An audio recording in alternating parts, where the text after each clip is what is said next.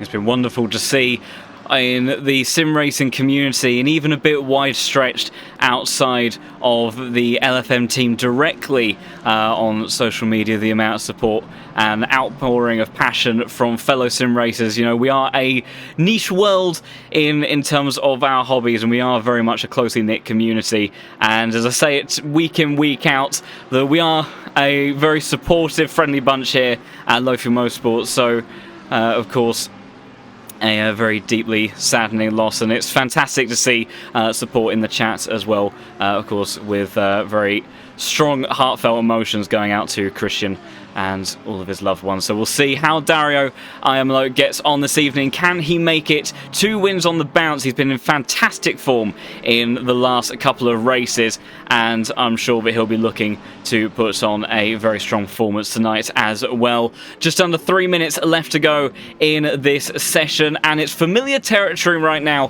for Tinko van der Velde at the top of the timing sheets. A man that started started to fall away a little bit in terms of pace, and we didn't quite see the same sort of speed and confidence from Tinko last round. Still put together a very strong performance, but he did seem to be a little bit more on the back foot that we have been used to, generally speaking, for this season. So the Audi driver will be looking to very much find some of that pace again. George Boothby, the net championship leader, currently sits in P2, but that's a 0.4 of a second gap between those cars. But keep an eye on that McLaren when we get to the race, because that very long back straight, especially in the early laps, we know that that car can be very slippery in a straight line. We'll be looking to make use of all of the potential overtaking opportunities that the Paul Ricard circuit has to offer. And whilst it's not the highest of likelihood around here that there is some level of potential for rain, it doesn't look like the drivers are going to be having to deal with that anytime soon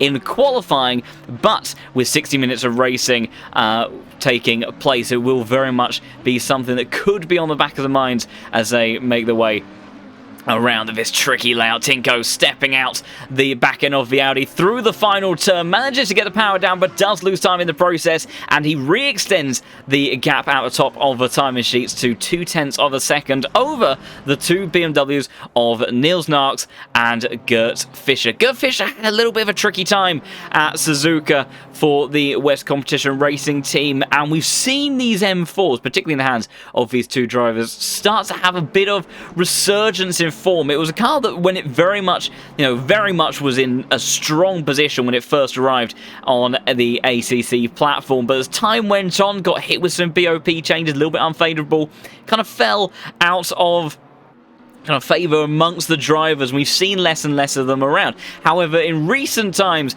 has certainly started to add a bit more pace. Dario right now pushing on 0.2 up on his previous lap time, and that'll very much be looking to compete inside the top 3 based on this practice session. Of course, we don't know what fuel load these drivers might be running. Their setups could also be different. In actual fact, Dario, rather wisely at the end of this session, going to practice the pit lane entry, because it is a fiddly one. We'll try to get an onboard of that with somebody later on in the qualifying session, because it is certainly one that is on the awkward side. It has actually changed in real life versus the entry that we have here on ACC. I do believe, if I remember rightly, you effectively cut straight across this final right-hander in towards the next one coming up, that you effectively straight line from around here onwards, cut across the stripes on the outside, and then make your way into what is a far less awkward pit lane entry. I'll tell you what, Aidan Walsingham in the McLaren, very quick on his final lap, did lose a little bit on the exit of the hairpin, and does actually still go ahead of his teammate quite convincingly. George Boothby didn't get one of those final laps in, but Aidan Walsingham, who has shown very good form time and time again, maybe looking to reignite some of that potential that we have already seen from him. And someone else that's going to be looking to do that after a very difficult time at Marsalo, especially despite looking like a front runner and contender for the race win there. No reader for K. Kramer Racing Esports. Gets himself up into the top 10, and that's a pretty solid effort in that Mercedes, but I think those front tyres might struggle when we get into the race, because particularly the high-speed stuff around this circuit is going to be quite a difficult one to contend with.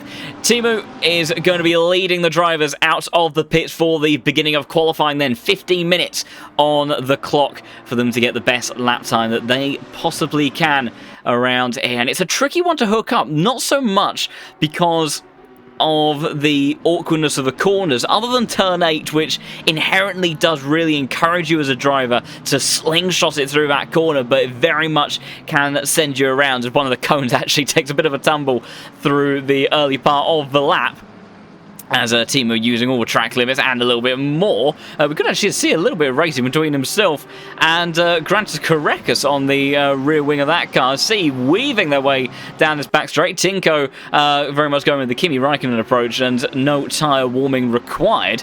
We'll see what Grantis is thinking of doing. I think he's just giving Timo a little bit of a busy time, but you're already starting to see kind of what we're anticipating on the first lap of this race. This big run towards turn turn 8, where then high commitment on the entry. Grant's actually exploring a little bit on those outer parts of the circuit. You have to be wary of those boards on the outside. If you go over the white line and beyond those boards, you will get a track limit warning, and that could be crucial both in the race in terms of getting drive-through penalties, but of course in this qualifying session as well for those invalidations. And sometimes you can be on the best lap of your life. It's a big kick of oversteer from the Finnish driver in that number 7 Lamborghini.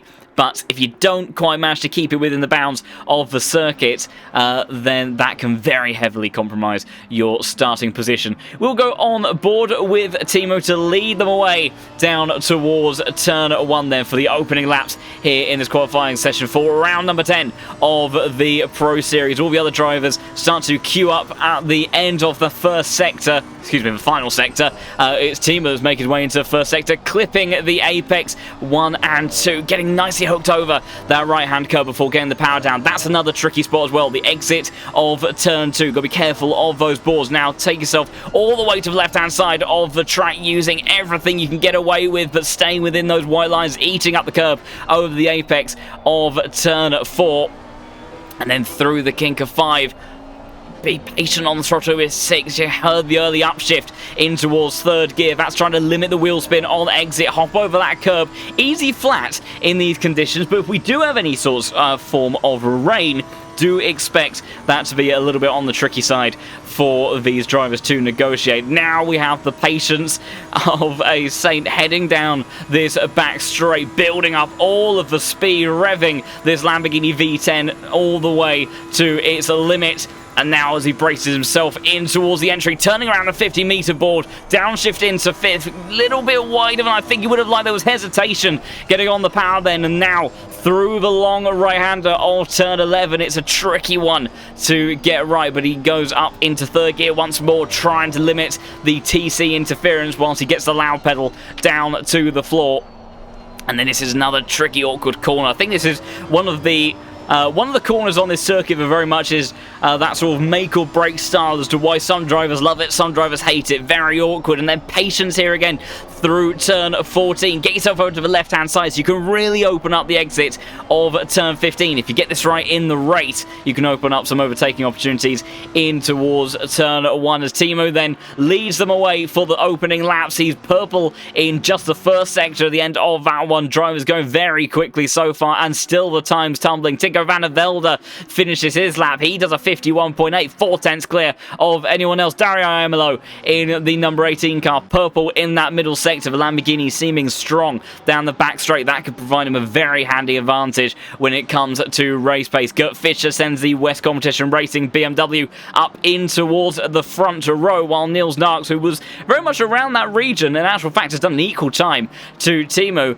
just a 10th and so away from the Dutchman as all of the other times start to come in. We've got some new names in the server as well. We've got Jacob Schaber, who I think we've had with us in the Pro Series at the tail end of last season, if I'm not mistaken. Number 30 car in the McLaren, looking pretty good with the opening laps. Omashima sitting in P10, of course. We have some other returnees from our previous races as well, which is fantastic to see. Closing stages of the season does require some commitment. I'll tell you what, here's a man that's returning, and he's returning in style. Luke Whitehead. I didn't even see his name in the server. Fantastic to have the Veloce Esports driver in the Pro Series once again, in the McLaren for the first time here in the Case King Pro Series as well, and looking in very fine form. It's exactly what you'd expect from the young British driver. 51.7, but Tinko once again going quickly. He's lost a little bit of time on the exit of turn 12 and now trying to gain it all in these final couple of corners. He's there or thereabouts, 2/10, 3/10. Going to lose a bit on the exit. Watch that delta. He's got 3/10. It's ticking on down. How much does he have by the time he hits the line? It's going to be very close, but he does, for the time being, temporarily move Whitehead down to P2. In actual fact, that may even drop further depending on this exit from Gert Fischer as the second batch of times come in. Aidan Walsingham gets himself up into the top 4. We thought we'd see the McLarens be a bit quicker than before. Fischer improves to P4, immediately displacing Aidan then, as then everyone starts to peel their way into the pits. What about this man?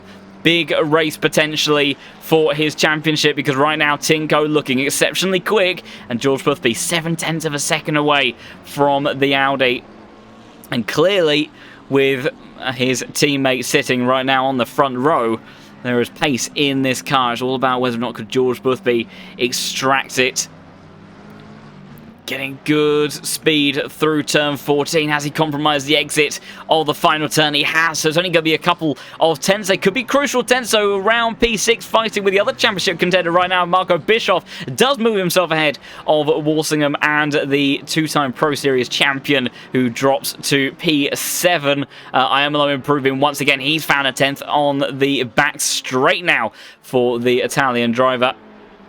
As also improvements for Eric Del Fanta, sitting very well in the championship overall. Actually, of course, took victory at Misano. Very closely fought between himself and Iamolo in the closing stages. Capitalised on an opportunity at the beginning of that one, and has put himself in a good position to maybe challenge in towards that top 3 in those final couple of races. We'll see how he gets on. Mishima, of course, race winner from Valencia, has dropped a bit of form since that round, though, but the Japanese driver always very, very quick and can never count him out of a good result. A little bit of connection issues. However, this man, Dario, foot to the floor on the exit of turn 15, then 2 tenths up on his previous lap time, looking to maybe break in towards top 5 and displace George Boothby. He does exactly that by 13 thousandths of a second. Kurt Fischer also actually improving on his lap. He does improve to 51.855, just a hundredth behind Nils Narks now, who has gone a bit quicker in the BMWs. And right now we have Audi, McLaren, 2 Beamers, a Lamborghini, McLaren's again, Lamborghini, and then another McLaren rounding out the top 10. So it really does actually seem like a pretty even competition between some of these drivers at the moment, which gives us some fantastic prospects for the race, because knowing that's overtaking here, good racing is all very much on the cards and very possible, gives us some fantastic prospects for what we could be in for. Of course, not quite the same length of race as what we had last week at Suzuka, but trust me, 60 minutes around any of these circuits at this high level of competition here on ACC is an exhausting enough process as is. So even though you may be able to have a little bit of a conscious reset from time to time on this back straight, sometimes it can be just as busy, because if you're closing in on someone on the run towards turn 8, you're thinking, you know, do you want to go for that move? Do you want to risk going down the inside, sometimes even around the outside at such a fast corner? And equally on the other side of that coin, you might have someone closing in on you, especially if they have one of the cars that is pretty handy in a straight line. I'll tell you what, Korekis has placed himself extremely tactically. You see, he's got Tinko just sitting in front of him, who of course are going to be driving very, very quickly. He's about even with his previous lap time. But what he has done is he's given Korekis a fantastic slipstream all the way up that back straight, and he is now 2 tenths off for the better in all of that. Maybe losing out a little bit in this third sector, having to scrub off a bit of extra speed. The front axle not going to have quite so much downforce across the top of it, but he seems to have kept it pretty planted, because dirty air is somewhat effective, or not so much effective, but it's somewhat apparent in GT racing. It's not the same level as what you would see in single-seated prototypes, that sort of level, but it is certainly something you do notice when you are at the pointy end of talent. And whilst Korekis does improve by a couple of tenths, it's only good enough to get him up to P9 then, as Tinko didn't quite improve in the end off that, just a tenth or so away from his previous best. I also do just want to take another brief moment to say a big thank you to you all who have continued to follow it here on the LFM Twitch channel. Of course, we haven't been over on this platform for very long, and just before heading into this stream, we did actually cross over the 400 follower mark, so big thank you, and lovely to have all of you here supporting what is a particularly special stream for this evening at Paul Ricard tonight. So welcome everybody, and enjoy all of the action that we are undoubtedly going to be treated to. Just 4 and a bit minutes or so to go in this qualifying session.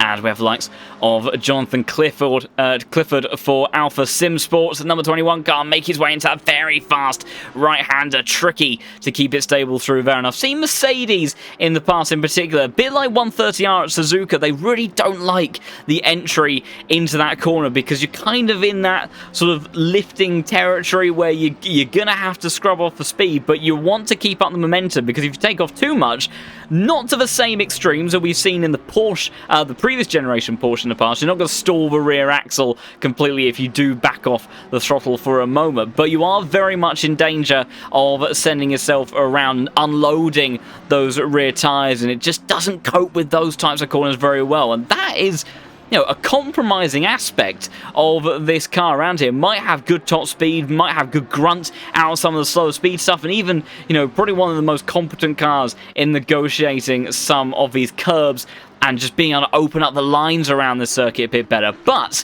if you can't regularly enter that fast right-hander at speed throughout the race, keeping the tyres in a good window, you know, lap after lap, even within 60 minutes, those weaknesses are going to show. So it'll be really interesting to see how the likes of Noah gets on in that one. Carpen improves in his Lamborghini to go up in towards P8, and we'll have the opportunity to get in a couple more laps if he has enough fuel in the car. But of course, those tyres will give way bit by bit. They don't get sort of chewed through quite as much as they used to pre 1.9, as long as you have reasonable settings around the car. You know, the extreme esports style setups, in quotes, aren't as effective as they once were, because they do bring a lot of kind of difficult characteristics with them in terms of race management, and the high, you know, the high speed corners around this circuit with relatively high track temperatures as well very much will be a factor. These drivers have to consider. Tinko van der Velde, big kick of oversteer as he made his way through the right-hander of turn 6, and that's something that he's going to be wary of. You know, this Audi, we've always known it to be a little bit on the Larry side, but that is not what you want. When you want to maintain those rear tyres and the traction as best possible, it could be quick in the early hours, might make a bit of a breakaway. We've seen him do it before, but will the other drivers, the likes of Whitehead, the BMWs, of course, renowned for keeping their tyres in a pretty good window from what I remember, although again, a bit like the Mercedes, those fronts may start to struggle a bit later on in the stint, but the McLarens should be in a good place. And speaking of McLarens, Eric Del Fanta improves up in towards that top 10, puts himself P10 on a 52.1, but still, it is Tinko that leads the field with just over a minute to go. That will be the last attempt for Del Fanta, so nothing higher than P10 for your Misano race winner. Carpenter rounding out this next lap. He should have enough time to get another one in, and it's an improvement of about a tenth or so. He's losing a bit of time towards the final run, but he does go up to P5 provisionally, and it looks like he is going to carry on and see if he can improve any further. Omashima moving quickly at the moment.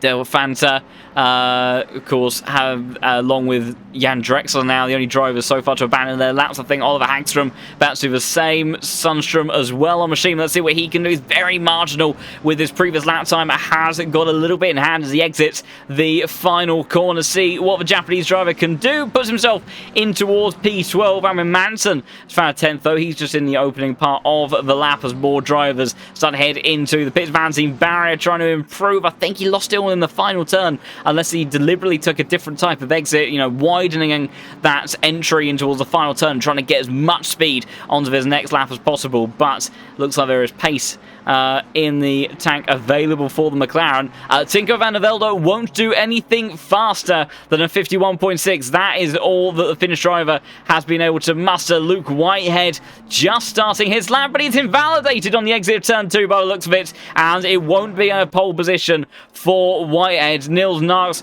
starting his lap as well by the looks of it. But fewer and fewer drivers right now on the circuit that look like they could contend to challenge the Dutchman for another pole position. He's been such fine form both in the race and in qualifying, one lap pace.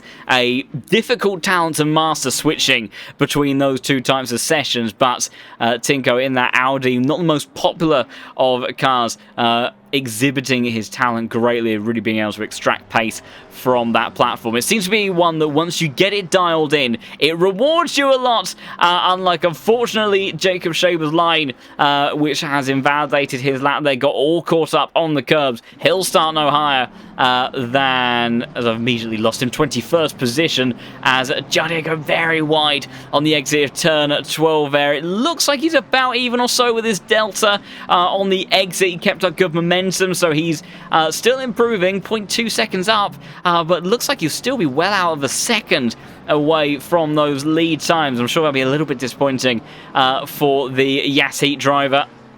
The number 3 car makes his way towards the line. P18 for Jardier then, and he'll have some work to do around this circuit. So I think a previous race winner around here as well. So clearly we know he has form, but Niels Nark's actually the last one making a good final sector, trying to see if he can contend for the front row. It's going to be close, but in the end, just half a tenth away from being able to put any further improvements on his lap time. So a good effort there from the German driver, but he will have to try to get those moves done in the race. The BMW, that's kind of been a little bit of a theme as of late, has had good pace, but rarely, well, has, I think, definitively not been the fastest car on each occasion. It's been very much up there, but it's a tricky one to extract pace of from, because whilst, you know, I think it's one of the cars that you can get up to speed with the most quickly in terms of outright performance.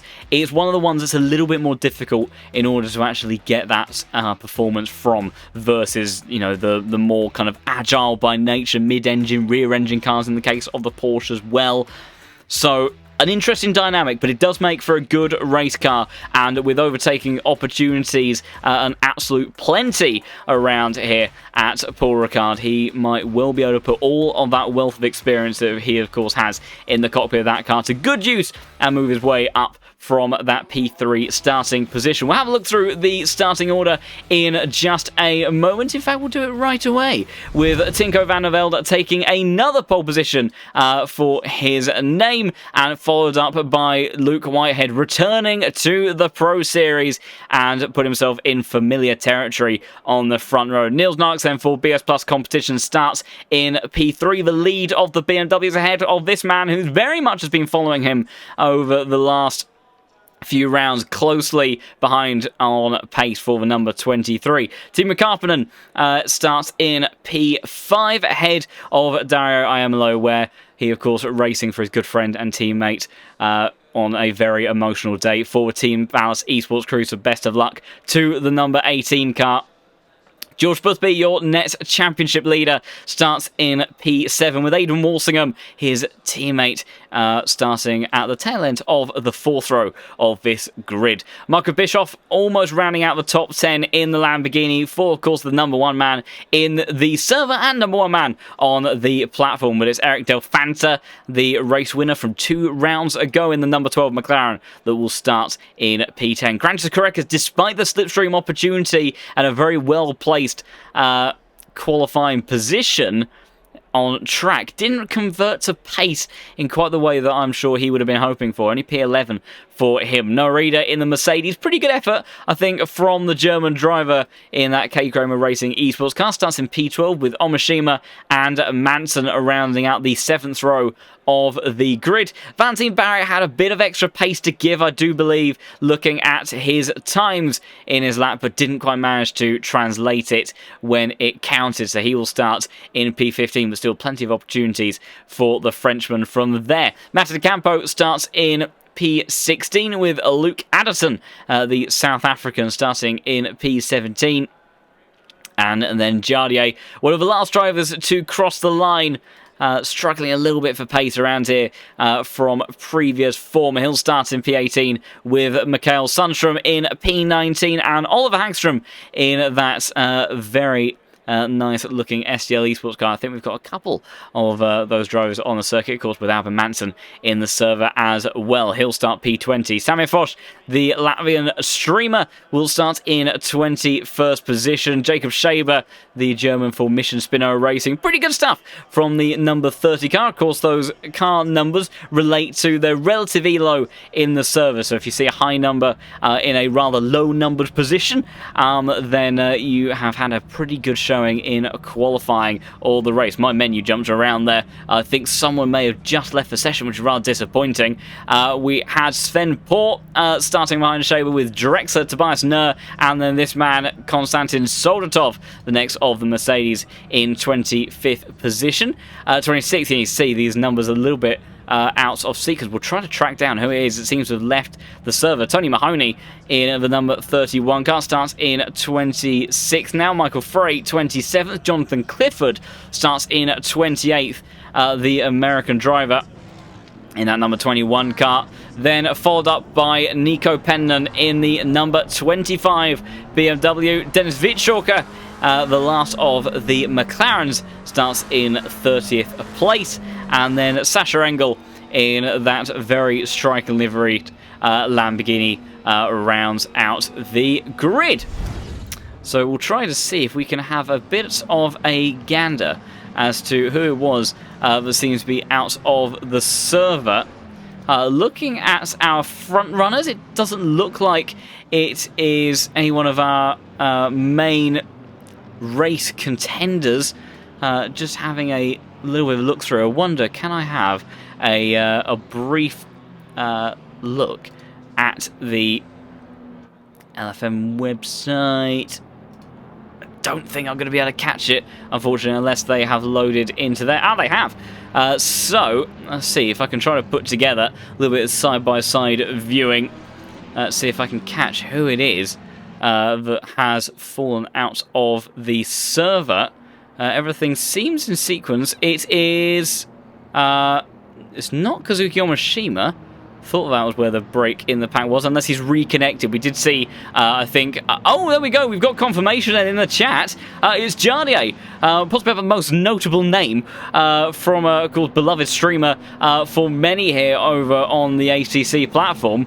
And unfortunately, looks like he is disconnected. I'm not sure if he's going to be able to make his way back in, but that is major disappointment for him. It was going to be a bit of a tricky race that he would be looking to put together, but of course a man that has a very strong spirit and a very determined attitude when it comes to racing. And it was a game crash. Terrible stuff, and very unfortunate luck there, or realistically lack of, for Jardier. So unfortunate for him. I don't know if he'll be able to make it into the server before the race gets back underway again. He might be able to start from the pit lane if he's lucky.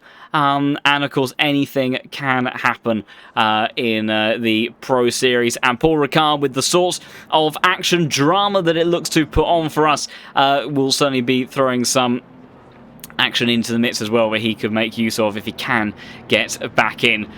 Looks like weather-wise it's most likely going to be a dry race throughout, as the next 30 minutes are remaining completely dry, and we have a 0 kph wind across this circuit, so unlikely to see much in the way of changeable weather. That could be a blessing, or that could be a curse, depending on what your car feels that little bit easier to drive in. I imagine the BMWs would have been hoping for some rain, potentially could have made use of the slightly tricky conditions and the extra drivability of those cars to bring themselves in to some extra contention. So we'll have to see how it works out for them. But Tinko van der Velde, the man that, whilst technically not the championship leader on net points, is very much up there trying to see if he can convert these 4 victories so far this season into a championship win, and he'll be trying to see if he can cement that even further in place in that number 6 Audi today. to see if he can make it a 5th one to his tally. Coming towards the line now to get underway. Luke Whitehead will be giving him a hard time, of course, fighting for his teammates' championship as they head down towards turn 1. It's a good start from Tinko van der Velde. May even be able to take the racing line on entry. We'll have to go to the helicam for this one because it's going to be a busy entry in towards the first turn. Side-by-side action between all of the front runners. Neil's a little bit deep in towards the first turn. That compromised Luke Whitehead. Tinko van der Velde dreams off him. Timo Carpenter going all the way around the outside of Gert Fischer. Fantastic move from the Finnish driver. He gets the move done. Even look out the inside of the BMW ahead of him, of Niels Knox, trying to get himself in the podium positions after just as many corners as they make their way through the opening sector side by side with Boothby and Walsingham further down. I think actually it was Korekas involved in all that as well. Cones going flying side by side. Manson and Omashima around the outside. His teammate Oliver Hagstrom and Matti De Campo having a busy old time as well. But we do need to check in piece by piece with the drivers on this back straight because it is going to very much be a busy drag race towards turn 8. Tinko van der Velde, I do believe, has a good enough margin. You can see Luke Whitehead. He is closing all the way down to his right hand. In natural fact, he's closed a massive amount. Tinko van der Velde is going to have to go defensive. Around the outside, Luke Whitehead tries to go, but he can't get it done and will slot into P2. Meanwhile, further down the order, it's getting very busy down in amongst Valentin Barrier. That's Noah Reeder, Omashima, Manson involved in all this one as well, almost 4 abreast as they head through the right-hander, and even sending one up the inside as well with Matti De Campo in the background. Ida now on the outside, trying to go all the way past the Japanese driver, using now the inside of turn 12. See if he can get the move done using all the torque in that Mercedes squarely on the exit. A little bit of wheel banging between the two cars as they head in towards turn 13. Now into 14, diving back down the inside. Fantastic side-by-side action. Not one of them giving an inch to the other. Omashima's going to fight it back on the entry though in towards the final turn. And it's Luke Anderson now trying to get involved in this, but he's a little bit too far away. And instead will go on board the front splitter of the 296 as he watches these two race towards the first turn. Pendon and Sven Bohr very close to one another down at the start-finish straight on the opening lap of the 60-minute race here in round number 10. Omashima deep under brake, still side by side, and it might be Luke Anderson to take the pair, but he's got almost nowhere to go. He swings out towards the left-hand side. Fantastic racing so far here in the first lap or so. As around the outside, he does get the move done. Omashima, after putting up a very strong fight against Noah Reeder, does have to concede the position and may in actual fact come under some immediate pressure from the two McLarens behind. But look at all the side-by-side action, but we'll have to come back to it because it's going to be game on once more for the race win, potentially lead swapping here and now, because Luke Whitehead, he's in the slipstream, he's got a good run and he is up the inside. I think Nils is a little bit too far away in that BMW to make use of an overtaken opportunity, but that McLaren is an absolute rocket ship in a straight line because even after he pulls out the slipstream, he breezes past Tinko van der Velde and Luke Whitehead leads here in round number 10, and Tinko, that is not what he needs, but right now he's still in a strong position to score an abundance of points over George Boothby, his championship rival. That's De Campo going very wide on the exit of the fast right-hander, and side-by-side action there as well. Nico Pendon has blasted his way through the field. He's gained 12, maybe even 13 positions. Fantastic stuff from number 25 driver. I haven't seen any major dramas, so this has been amazing racecraft from the Finn, and he's now trying to go around the outside of Oliver Hagstrom to see if he can go for the over and under, but I don't think he better get the job done on the McLaren there. Meanwhile, Tony Mahoney side by side with Tobias Nur in that red Mercedes, now looking to go down the inside in towards turn 14. A wide moment for number 25. He's going to try to keep his nose in towards the final turn, and it's Samir that may be the one that can pounce on the exit, try and see if he can get that screaming V10s powered down, locking into the slipstream. And I very much agree with the motto on the underside of that rear wing. You do need more petrol, Tobias, because you need to get past the BMW before the entry towards turn 1. You might just about have done it, but up the inside, the BMW of Mahoney tries to launch an attack, and he is going to get a good run around the outside, side by side on the exit, almost 3 wide now between those drivers. But I think Sammy is going to get the move done over that red Mercedes. There is Jonathan Clifford, Jan Drexler, all trying to get involved in that as well, but they will will fight on once more. But meanwhile, down the back straight they go. Now positions swapped. What can the Audi of Tinko do? Half a second behind Luke Whitehead as they head up this back straight, but it doesn't look like he's got the straight line speed. In actual fact, it is Nils Knox who's starting to closing in at quite the rate of knots. I think he's going to run out of track by the time they get towards the fast right-hander, so he can't make a move. What about Emilo hunting around the back of Gert Fischer in the BMW with George Boothby surely in tow just behind? There's been some action swapping positions. Sven Poor and Oliver Haxter. What about Jacob Shaber launching attack down the inside of Sven Poor?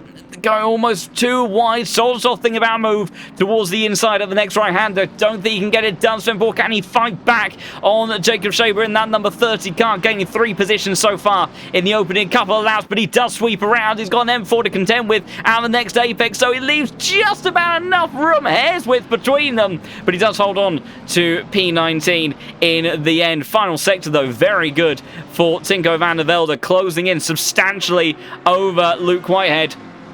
And Niels Niox just sitting there waiting for an opportunity. Fastest lap of the race is with Luke Whitehead, but last time around, only 5 thousandths of a second off that time was Tinko, starting to maybe get those tyres dialed in to where he wants them. But he's got to be careful about how he plays his cars here, because Niels Knox will be looking to strike at the first opportunity that he can. He wants a race win here in the Pro Series. Very competitive man by nature and a very talented one of that. Dennis Wietschoker making a little bit of a mistake in towards turn 1, but he does hold on to his position for the time being. May come under pressure from Tony Mahoney if he's not careful, and the traction for Luke Whitehead out of turn 6 is very, very helpful at this point in time, because that Audi, it's not the best in a straight line.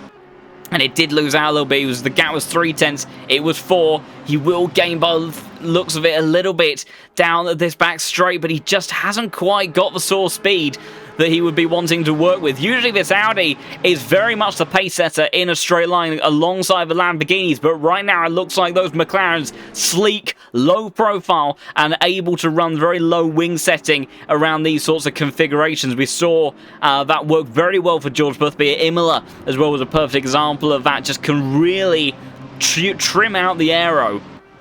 And, of course, a car that produces a tremendous amount of its downforce from the underbody. So these draggier rear wings, although generally very efficient in most respects in terms of aerodynamics, not in comparison to that floor. So if you generate a lot of performance from the underbody of your car and you can make use of it, it allows you to reap all the reward of having that slimmer rear wing profile. And you can see almost physically, just looking between the cars, you can tell by the kind of overall thickness of those wing profiles, much steeper angle of attack for Tinko's Audi, and that'll likely be trying to keep him planted to the ground through that fast right-hander. Similarly for the Beamer just behind, looking like it has quite a sleek angle on board the rear wing as well. Less than 8 minutes into this race, and action kicking off all the way from top to bottom in this field. Almost impossible to keep up with every single fight and battle, but right now for the race lead is Luke Whitehead versus Tinko van der Velde, and Niels Knox very much in tow. Teemu Karpinen just a second and a half away from this lead group, but it's going to be difficult to keep up with these three, because they are going to be helping each other move along. When you are the lead of this group and you've got that bit of a break amongst the rest of the pack, you do start to see these drivers separate from one another. Tinko van der Velde, good run this time around. Does look like he may be gaining, but it's very marginal, and he needs to be more than alongside him before they get to this back straight. Otherwise, he is not going to be able to make a move on the race leader. I will try to get back to you all the stewards' inquiries. It's been a little bit manic up and down the field so far, but we have some very hard-working stewards that will be looking into everything and anything that takes place in this race. And I do believe, so the number 19 car of Omashima, the 15-second time penalty being referred to in the chat, was for causing a collision, and that, by the looks of it, was with, I think it was with 2 cars, if I'm not mistaken. It looked like there was a bit of a multi-car collision there, both with Noah Ida and the number 12 car. There's a bit of swapping of position between Solstov and Michael Frey in the Porsche. That Porsche going to be quick in the final sector, but he can't quite get on the inside of the number 10 as he launches an attack in towards turn 15. Half defensive move from Solstov, and the torque of that Mercedes should allow him to maintain position. And Eric Del Fanta, by the looks of it, was the other driver involved in that, and he is now down at the back of the field. So I do believe that is the reason behind that. We've got some suggestions in the chat that Luke Whitehead will win. Well, I have to say,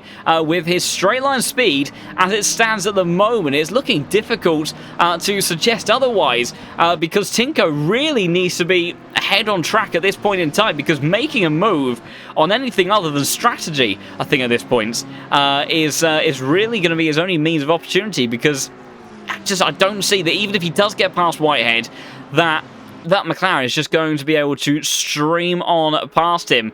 And we've got then, of course, Tinko's performance. It just, in every respect, really, has been absolutely phenomenal so far this season. But, of course, a very competitive esports driver, likely going to be able to eke out every possible advantage that he can. And the pit lane, as we've talked about before, very much is one of those kind of hidden opportunities. You know, we're always searching for thousands, hundreds, as Gareca's hunting for a gap on the inside of Marco Bischoff. Couldn't make it stick. We've got some other movement further down the order. Nico Penman, I think, losing out and dropping to P18. Of course, still a fantastic start from him. 12 positions gained, but the McLaren benefiting on all of that swapping as well, with Sammy Foss trying to get down the inside of Tony Mahoney. A very small gap was left there from the BMW, but unfortunately for Sammy, it wasn't quite wide enough to keep the Lamborghini on the inside. Kylo Jardier unfortunately had a game crash on the formation lap. He was due to start P18, but then unfortunately could not participate in any further part of this race. A big disappointment for him.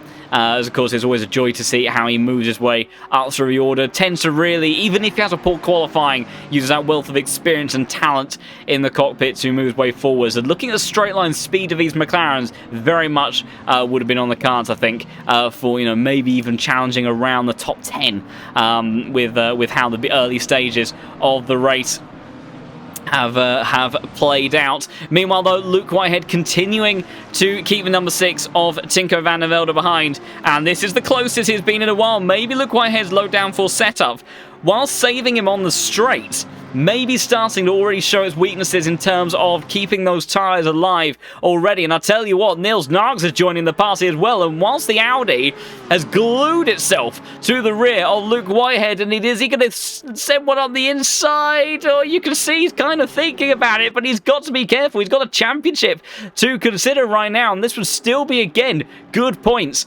for the Dutchman. But what's the other part of this race he's got to think about right now? Well, he's certainly got a reminder, if he wasn't keeping on already. That's Niels Narks, just 0.3 of a second behind. That BMW looking more racy than we've seen in previous races. Meanwhile, Noah Reeder and Vancy barrier swapping positions down in towards that fast right-hander of turn 11, getting the move done in the number 14 car. So good progress from Noah Reeder as well to try to recover some positions after seemingly collision with Onmashima on the opening lap. Haven't seen any more penalties being given out so far for drivers. A few no further action incidents investigated, though. And yes, and unfortunately, the ELO donations will be pretty high from Jardier. If that means nothing to you, never fear, as the world of LFM and the ranking system, there is effectively what is a skill rating measured in what is known as ELO. If you've ever been on the iRacing platform, it's a very similar concept to what they have over there, and the way that the whole ranking system also split between ELO and safety rating is put together. And then LFM also has its own kind of licensing system as well in all of that for different stages you can rank up through. But the skill rating of Jardier, as it would be expected, very, very high. And unfortunately, because in this race that he will be finishing as a DNF, all of those drivers that will be above him will be getting a rather kind addition to their license. I'll tell you what, though, Tinko, I think he's in trouble here because here comes Niels Knox absolutely flying around the outside in that BF Plus competition BMW, and that's going to be Brave around the outside of the right-hander at the end of the straight. Surely not, and he does back out of it, but that's a warning sign to Tinko, and I think a sigh of relief, at least for the meantime, for Luke Whitehead, as that does allow the gap just to open up a smidge. Meanwhile, nothing to choose between Jacob Schaber and Sven Bohr down into the same corner, but Schaber unable to get a position in the meantime, as that was sort of at a very wide moment on the exit there. Through the right hand, he's got to be careful, as now we've got Jan Drexler. It's all kicking off 4 wide almost towards turn 11. A bit of wheel banging. It might be Eric Del Fanta who's got damage on the front of that car that might be able to reap the rewards of all of it. He does take at least one position. Tony Mahoney almost loses another to Sundstrom behind, who's got some damage on the front end of that McLaren, and that is going to be hurting these drivers a lot, because both with the aero and also so both downforce and top speed around here going to be heavily affected in that regard. And yes, I am trying to make sure I use the right camera in that corner, otherwise we have to wait about 2 to 3 working days to find out the results of who's actually managed to get past who towards turn 10. But just 15 minutes into this race, it's been non-stop action since taking the lead. Luke Whitehead has kept himself there in that McLaren, but he's got Tinko van der Velde and Niels Knox in hot pursuit behind in the Audi, the BMW, 3 different manufacturers inside the top 3, and they are giving us a fantastic show in round 10 of this race. I don't think Lance Stroll will be making an appearance anytime soon, but Tinko van der Velde is making himself bigger and bigger in the mirrors of the McLaren. Gut Fischer also in the fellow BMW, 2 Niels trying to use the same straight line speed potential to get past Timo Karppinen, and Iamolo might be gaining on all of this as well, looking towards the outside. Gut Fischer's just about got the move done. Karppinen compromised through the right-hander potentially, and Iamolo, can he get himself out the inside into the next turn? No, he will stay in P6 for the time being, unless he can wind his way around. He can sometimes kind of go for a little bit of a fake overtake on entry, compromise your competitor, and then side one up the inside in that second portion of the apex. But the Italian driver, last week's race winner, unable to do so on this occasion. It does look like Timo might be just struggling a little bit for pace, as the gap now between the lead pack and the second pack over 2 seconds, still lapping very, very quickly amongst these drivers, of course, in this split, but a pace differential emerging, but also partly due to that slipstream effect. Once you do lose the toe, kind of from around 6-7 tenths of a second out, you once you cross that threshold, you really do start to feel the effects of it up the back straight. But prior to then, you do start to lose the effect and benefits. So it was sort of expected that gap may open, but I tell you what, the gaps are as close as they have been between our top 3. Luke Whitehead continuing to hold on to the race lead and using all of the straight line speed that he's got, but I think this is going to get very busy, and I want to see it on board from this man. Niels Knox, a little bit of a squirrely exit from the German driver, but will he just absolutely slingshot his way forwards? Because right now, Luke Whitehead 0.2 of a second to Tinko van der Velde, and Niels Knox just 0.4 adrift of the Audi, gaining up the back straight. Tinko may be able to go for another opportunity here, as Niels wanders slightly out of the slipstream. I don't think he'll be close enough on this occasion, almost pushing Luke Whitehead along. I think in actual fact might be doing a little bit of bump draft. He tries to show his nose up the inside, but Whitehead, he's got enough experience under his belt to not fall for that one, and he does hold on to the position, as does Karppinen. There was a little bit of an attack from Iamolo in the fellow Lamborghini, but he does hold on to P5 for the time being, and now it's Gut Fischer that's got some trouble. The drivers trying to put him under pressure as well, and this is what I mean about this circuit. It may not be the most favourite one for drivers to go around, but it does make for some fantastic racing. There's been a lot of chaos between Sven Bohr and Nico Penland. Same kicking off between Soldatov and Jacob Schaber, who's falling back a little bit, a tiny bit of wheel banging and a shove towards the right-hand side of the circuit. Michael Frey now trying to get involved in this one, and we'll go on board with the Mercedes. I think he might be about to lose out on the Porsche, who's using all that flat six torque and power. power on the exit now through 13. Will have the inside in towards 14. Storms down the inside, but Soltov doesn't want to give it up. But it's big commitment from the Porsche. Is it too much commitment from the Porsche? Almost into the back of Jacob Shaber at turn 15, but he just about pulls up on the apex. Aggressive driving from the Swiss, but he does get the move done. Meanwhile, back towards your leaders through this windy opening sector they go. And after 20 minutes, it is still absolutely nose to toe. A bit of a shuffle in the order from where we started from.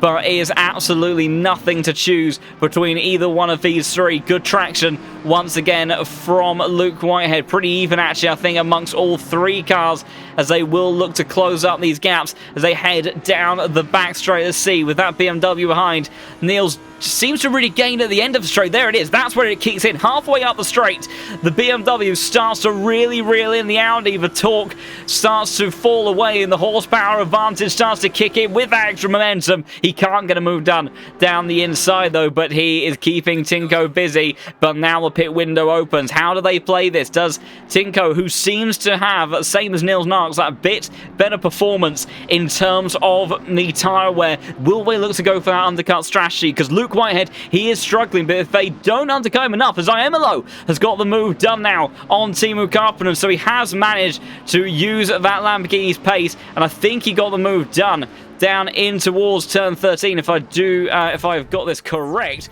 we'll see how he got it done in the end. In actual fact, is it going to be a mistake from Teemu? He was wide on the apex, but is he deep in towards the following right-hander? He is, and Iemelo quick on the attack, side-by-side actions through the next apex. A little bit of door banging, but all fair game as Teemu then has to pull back in towards the rear of the Lamborghini. Ahead of him now as last week's race winner pushes on forward and gets himself up into P5. Good stuff from the number 18 car. Tinko van der Velde and Niels Narks once again pushing on, trying to see if they can open up an opportunity. And in terms of a championship, I do agree that it does look like Tinko, Marco Bischoff and George Boothby are your main protagonists. But right now, Tinko looking to put on another big performance to really cement that potential claim and just maybe get just half a hand, not full hand, but half a hand with a couple of races to go on the title. Because once those drop scores start to come into play, those 4 victories, maybe even a 5th one to his name, depending on how today's race goes, will really start to come into effect. I tell you what, Iemelo massively on the attack in the background as well on Gert Fischer, so it's very close between the top 3. Doesn't look like Tinko's going to be able to do anything. How does the Lamborghini driver fare? Is unable to move his way past Gert Fischer on this occasion, but it does look like he has got some pace in that car as well and looking to try to reel in that BMW, pushing themselves all the way to the limit. As Tinko has actually got a little bit too wide, and Niels Narks thinks about moving around the outside. Can't do anything yet, surely. Maybe, though, over and under. Can he actually carry the momentum through this part of the lap? But the torque inside that Audi just a little bit too good to open up an opportunity for the M4, but you'd have to imagine that Niels will be right there in the thick of it. He's right in the diffuser for a start of the Audi, but no one thinking about an undercut so far. It does feel a bit too early overall, as meanwhile as Nico Pennon and Michael Frey, Jacob Shaber just up ahead, and Nico Pennon, despite that fantastic start, he capitalised on opportunities at the beginning of this race, but as the race has gone on, the pace disadvantage that kind of would have been shown a little bit from qualifying is just dropping him down bit by bit, but he is still fantastic 10 positions up from where he started. In actual fact, let's get a little bit of an update quickly whilst we can before these guys start to put it all on the line on that back straight once more. See if we can capture the winningest drivers from the opening 25 minutes of this race. It does look like between Nico Pennon and Sasha Engel that started near the back of the field. And getting some very interesting info further down, further in the chat as well. About 40 seconds, give or take, for the pit lane. But I need to draw my attention towards this battle here because I don't think it's going to swap around between the leaders. But Iamolo pushing on around the outside of the BMW. Gert Fischer. In actual fact, I do need to quickly head from one to another. Tinko's going to hold on, but how does Fischer fare? He does hold on into the fast right-hander, but Iamolo, this is where he made up the move onto Timo Carpenter just a lap or so ago. It's getting busy with George Boothby and Marco Bischoff. They're fighting in terms of the championship as well, but Gert Fischer does hold on to that position for the time being, and is getting incredibly busy, very, very fast in this race as George Boothby sidling all the way left and right around the Lamborghini in front of him. What about Nico Penna? Now he's got a problem of Konstantin Soldatov dropping position after position for the Finnish driver, despite that start, as the yellow flag comes out for Sven Poor. I think he is the first driver to come into the pits. Excuse me, wide moment. That's Shaber, who's gone wide. Michael Frey trying to go all the way around the outside. We've seen him do some brilliant moves before. He was aggressive when he was overtaking Solotov, now trying to use the corner advantage of the Porsche. Walsingham's into the pit. Narks is into the pit. Iamolo's into the pits. Now they start to blink and go for the undercut strategy. Michael Frey trying to make another move up in towards turn 15. It's going to be a drag race. Hopefully neither of them are trying to go into the pit lane as there's door banging on the exit. Solotov side by side with Pennington did manage to get the move done into turn 15. White flag further up ahead. It's chaos up and down the order in this race, and showing exactly why we love the action here in the Pro Series. Frey still trying to go around the outside, keeping his nose barely tucked in, but he takes a bit too much curb, loses momentum on the exit, and will in the end have to concede back to what is now P16. But we were saying, or well, I say we, can't take too much credit, in the chat, was very much the case of will Niels try to go for the undercut. It's exactly what he's done, and this is what he needs. Luke Whitehead and Tinko van der Velde fighting, because if they do start to go side by side, he can look to reel all of the advantage of those fresh tyres and push on towards what may potentially be the race lead. But Tinko, he backs out of it. He's a smart cookie. He may be a young man, but he's got a lot of maturity and experience inside the cockpit of that car, and he knows what Niels is trying to do. Will either of these drivers look to react, or will they go the other way? Will they try to go for the overcut strategy? We'll have to find out another time, because meanwhile we've almost got three wide towards the right hand now. Soldatov getting involved in the fight with Michael Frey and Jacob Shaber. Frey all the way around the outside. Brave move. He is really pushing on in that Porsche today. Maybe hasn't got the raw pace, but he's got confidence, and sometimes around this circuit that is all you need to move your way forward. Soldatov though trying to see if he can get a nose up the inside of rather battered and bruised right hand side of that McLaren of Shaber, who sweeps across to the inside. Soldatov trying to get back to the inside for the next turn. Gert Fischer comes into the pits, but Whitehead and Tinko staying as they are.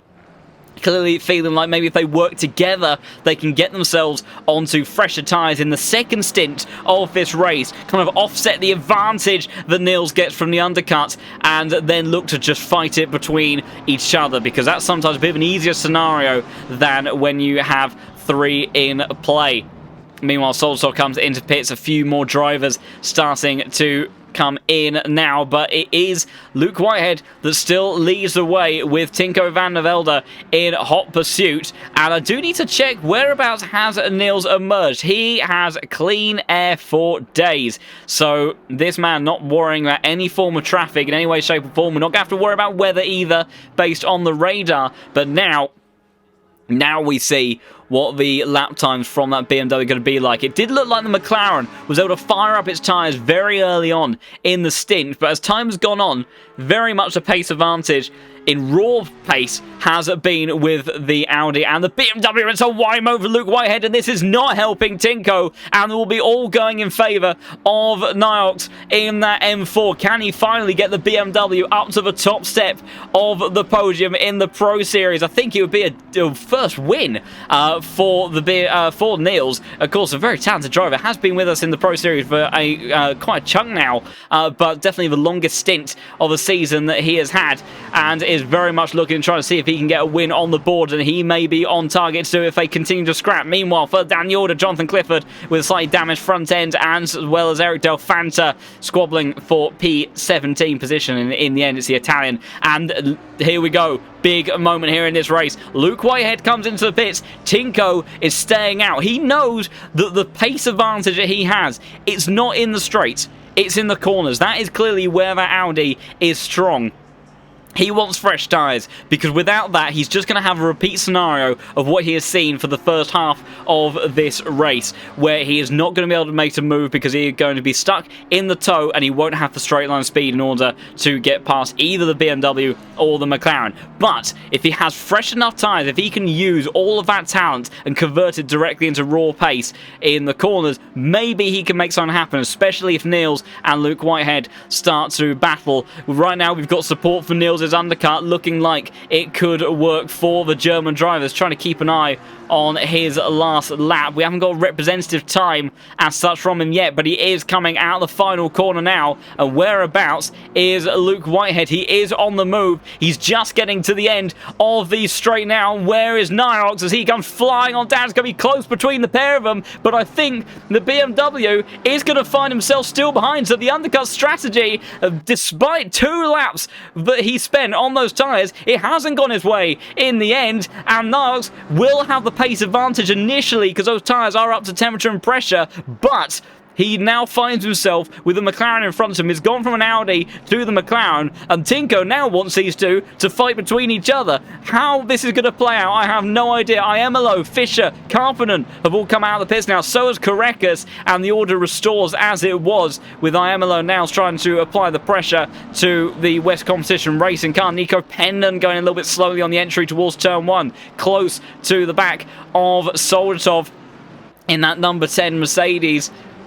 As we've got suggestions of Tinko, well, I won't repeat some of the language for obvious reasons, but may have made a bit of a boo-boo, according to chat, over the strategy. So we'll have to see how it plays out. We know how talented Tinko is, but he is continuing to stay out. This is brave. This is very brave from Tinko van der Velde. He knows he's got good pace, but he's got the gap as well, remember. Other than Niels and Whitehead, there wasn't really anyone nearby to challenge that initial buffer, so he has got the opportunities to continue to fight later on in the race, but it is surely going to be Luke Whitehead, followed by Niels Narks, and then Tinko in P3 once they all complete their pit stops. Luke Whitehead once again firing up his tyres pretty quickly, half a second the gap between himself and the BMW behind, and very much all to play for. Pendon again close to the back of Solstov, but unable to do anything. Does Tinko come into pits this time around? He's got a little bit more of a lap to go, as my time board dancing around trying to work out where everyone is going to be. George Boothby comes out of the pits now, and crucially, George Boothby ahead of Gert Fischer, Dario Iemelo, Karppinen and Korekis, and between this and Tinko van der Velde's potentially what could be race, it could either be race winning or race breaking. We have no idea how it's going to play out, but between these two strategies, George Boothby has come out on top. Tinko van der Velde might be in a difficult position, and we know the straight line speed performance of the McLaren. Could we even see George Boothby somehow get past Tinko in the second phase of the race? We'll have to see. He's got to push on, but he's got a decent few car lengths to the BMW behind, and we'll have to see how it plays out. Very tricky stuff in this stage of the race. Meanwhile, Luke Whitehead, that initial advantage already starting to disappear, much like what we saw at the beginning stage of this race when he took the lead of this race. Tinko van der Velde comes into pit, so does Marco Bischoff, so now it's crunch time. Which driver is going to come out in the lead? Surely it will be Whitehead, because they haven't scrapped too much, these two. They know how they're trying to fight, and they're trying to see if they can get Tinko out of this front pack and even lead him into a squabble with championship contender George Boothby just behind, and just make it a two-horse race to the finish, as more and more drivers in the final 7 minutes of this pit window do start to come into the pits. And whereabouts Tinko van der Velde, you can see he's very close to the end of the pit lane. It'll feel like an eternity sitting in that number 6 Audi. Luke Whitehead coming out of the final corner now. We'll switch back to Tinko van der Velde.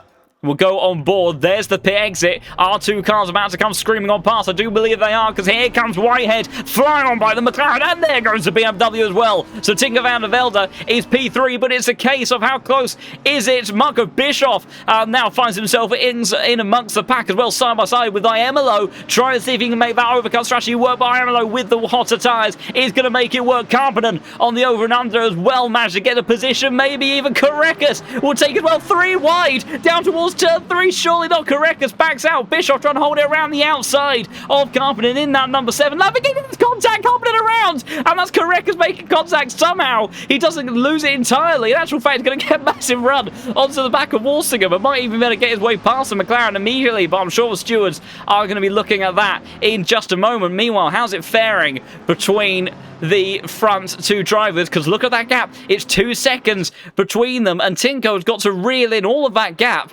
on corner pace and lap pace alone. That is going to be a mightily difficult task, and I don't know if our undercut strategy is, the overcut strategy for Tinko is going to work out for him. It's going to be very tricky to bring it back. Meanwhile, it's getting very busy between Albin Manson, Valentin Barrett, and Noah Reader. Valentin Barrett trying to make it 2 for the price of 1. He'll just take the 1 in the end and gets past Noah Reader in that Mercedes and gets himself up into P13, 2 positions up from where he started from.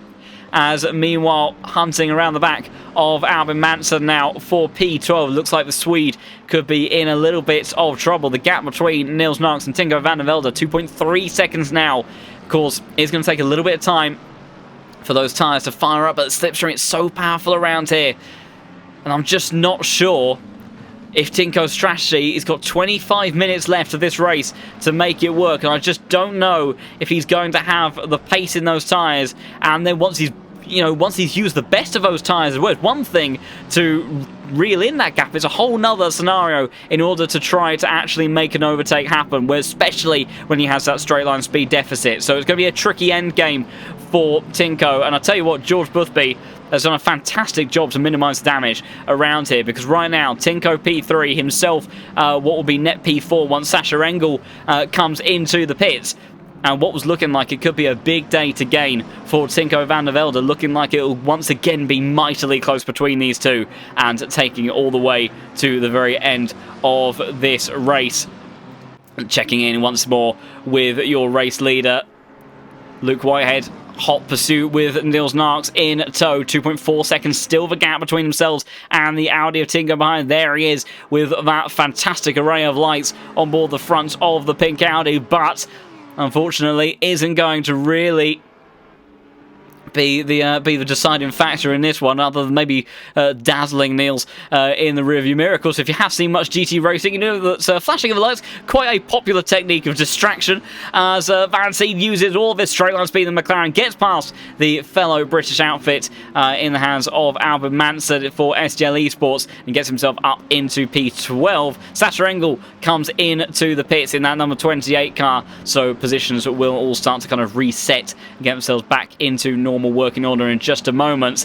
And absolutely couldn't agree more. Glipser in the chat, the beloved Murray Walker with a very famous quote of catching is one thing, passing is another, and that is absolutely right, because what we have seen is that Tinko, he's got pace. We know he's got pace. He's won 4 races this season, and he put it on pole by not a small margin either. We know how quick he is, but being able to convert that to track position as Karppinen is into the pits, is that for a drive-through penalty? And that is a disaster for the Finnish driver. I think it must be, because the contact with Granted Korekas, that sent him down the order, and now a drive-through penalty just to really rub salt into the wound. That is very unfortunate for the Grip Hacks engineering car, and I imagine that's a very unhappy man in the cockpit there. Meanwhile, Tinko van der Velde, he's starting to close the gap. It's now down to 2 seconds. He's got 22 minutes, 22 and a half minutes, if we're really stretching out to the maximum to make it work. And will it be those final couple of laps where that Audi starts to come alive? We'll have to wait and see, but he really needs to just get his head down and push on if he wants to try to see if he can get P2 or even P1 in this race. He'll be wanting these two drivers to scrap, but they know what's at stake as well. They know the more that they fight, the stronger it will put Tinko in that final endgame of the race. Meanwhile, Gert Fischer now giving all sorts of havoc behind George Boothby. Maybe that P4 isn't so safe after all, because Gert Fischer and IMLO in hot pursuit, trying to see if they can gain some positions in the end stages of this race. The Lamborghini cuts to the inside, maybe even looks towards the inside at turn 12. Can't do it, though, over the number 23 car. Carpenter on the move, though, further down the order. If I can try to catch him on my leaderboard. Where'd he go? There we go. On the back of Nico Penn. Does he send one on the inside in towards the fast right-hander? He doesn't. What about Samir Foch around the outside of Jacob Shaber? He doesn't, but maybe a wide line for the McLaren. Carries momentum on exit. Does he send one up the inside in towards the next turn? Could open up an opportunity in the next portion, but will have to stay behind the McLaren for the time being. We know that car is not easy to overtake in a straight line. Meanwhile, Carpenter doing his best job that he can in that Lamborghini to get past Nico Pennon, who has gained sort of a lot of positions in this race by capitalising in the early stages. Misfortune for others. Now finds himself in a scrap, though, with someone who was sitting firmly inside that top 10. So you'd have to think there will rather be an inevitability for Pennon to drop back down to P18 in due course. But right now, still holding on to that position, as is Luke Whitehead. He's opened up that gap to half a second, and meanwhile, Tinko van der Velde gradually bringing himself back into frame. Last time around, he was about the same pace as Luke Whitehead. Not a great lap for Niels, though.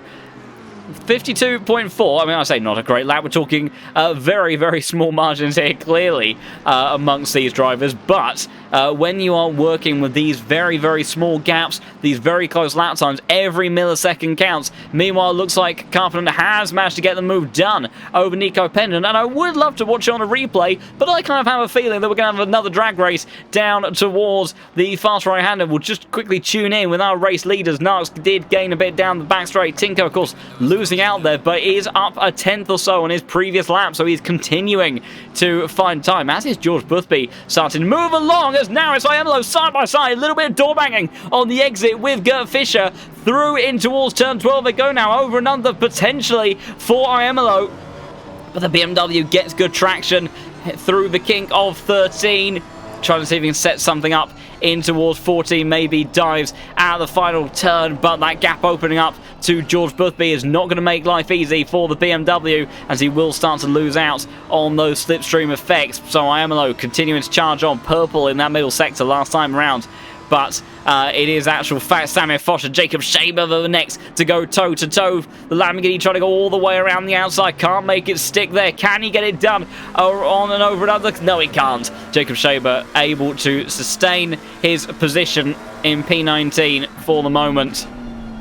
But it's getting very busy inside this top group. There is Tinko van der Velde again. Not a fantastic lap. It's switching back and forth. It was very even between Whitehead and van der Velde. They're kind of going in pairings right now, because now, last time around, Niels Narks was the one that was flying. He was a tenth and a half quicker than the rest of them inside the top three. And we know how good this car is at building up speed at the tail end off this straight. And I think, will there be a striking opportunity? We know this McLaren is good at a straight line. Niels in that number 8 BS Plus competition car really starts to ramp up the momentum at the end of the Mistral straight, but I don't think he's quite going to be close enough. He shows his nose, and he's there or thereabouts, but he won't try to make the move on this occasion. Meanwhile, it's kicking off further down the order. IMLO's lost a position to Marco Bischoff. Bit of a poor exit, as we need to check back in over here for a moment. Niels Narks was glued to the gearbox of your race leader.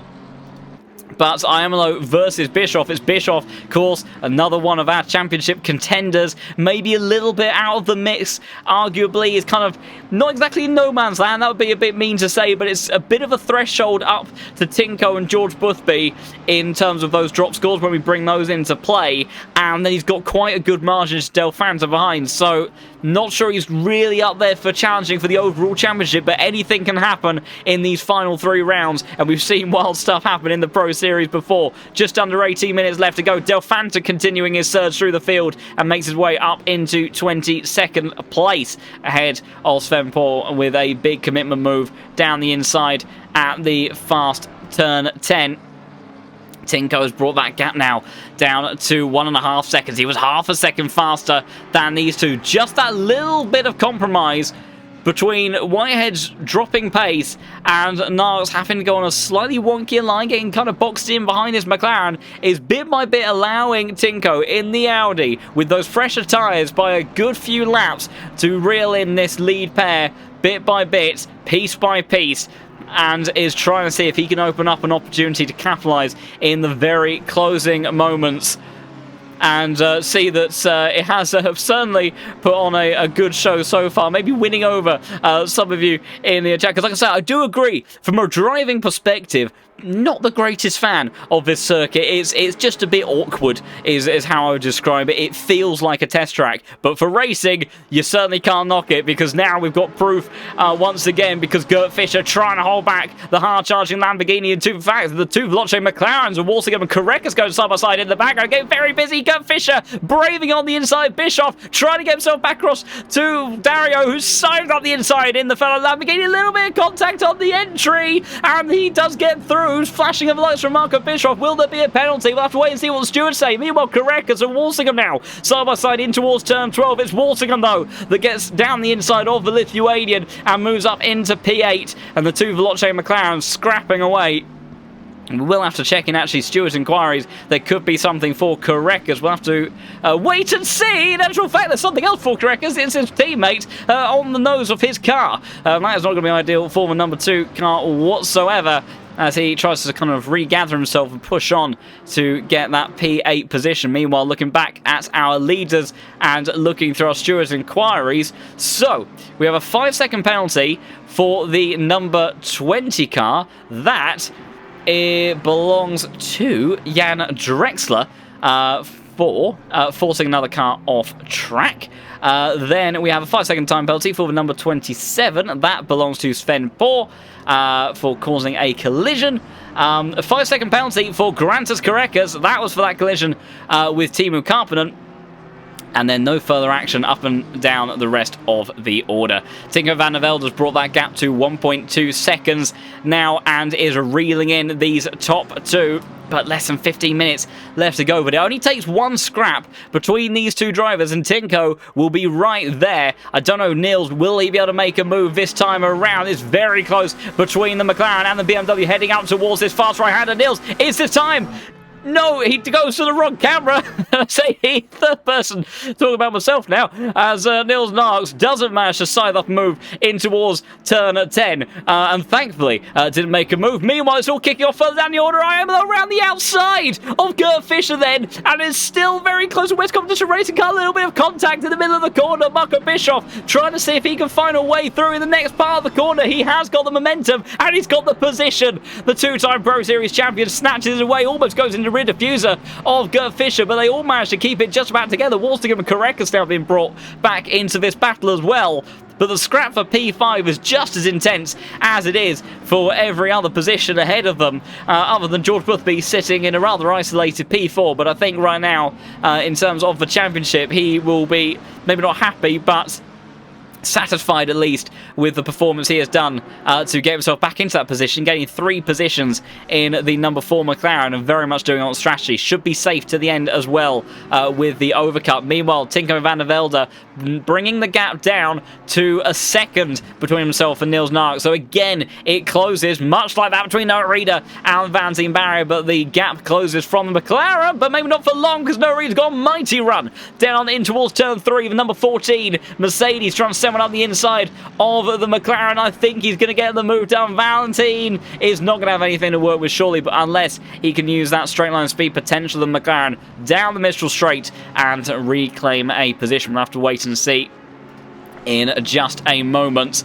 Meanwhile, Luke Whitehead continuing to hold off Niels Narks in that BMW. The BMW closing more and more by the time they get to the tail end of this straight. Marco Bischoff getting involved with Gert Fischer as well and may be able to make a move. Luke Whitehead is going to hold on to his position. Marco Bischoff using all of that straight line speed in the Lamborghini, trying to go all the way around the outside. That's a brave one to do. Fantastic stuff between the pair of them. Just about enough racing room left between the number 1 car and the number 23, but Gert Fischer in that West Competition Racing BMW is not done yet, and it's still side by side as they head through turn 11 into 12, deep on the brakes. It might be Iemolo to get the pair of them, siving up the inside of one, diving up the inside of two. It's contact on the exit. Marco Bischoff sent off wide, side by side now between the BMW and the Lamborghini. Walsingham getting involved in this one as well. Correctus watching from a distance. I think at this point it's a big slide from the Italian, getting all of the elbows out down in towards turn 15.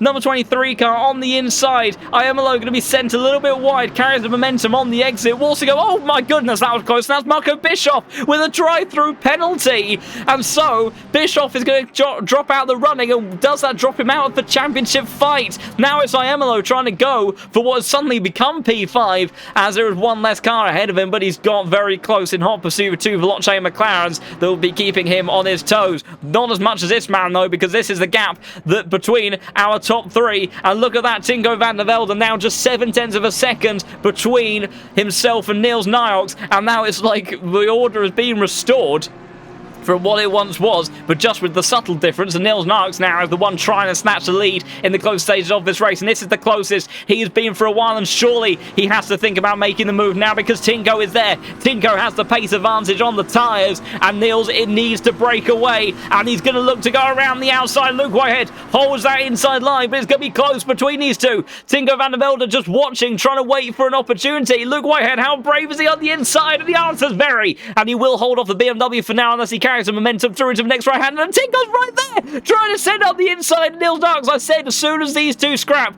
Tinko will be looking for an opportunity, because it's the corners where he needs to make up the position, but he just can't find a way through. And if they've got the support in the chat, the Dutchman, he's very much looking to hunt them down. He is right there across their diffusers now, just 0.3 apiece between first, second and third place. Meanwhile, this scrap for P5 still kicking off. Gert Fischer at the lead of this four-car train of Iemolo, Walsingham and Correcus in tow.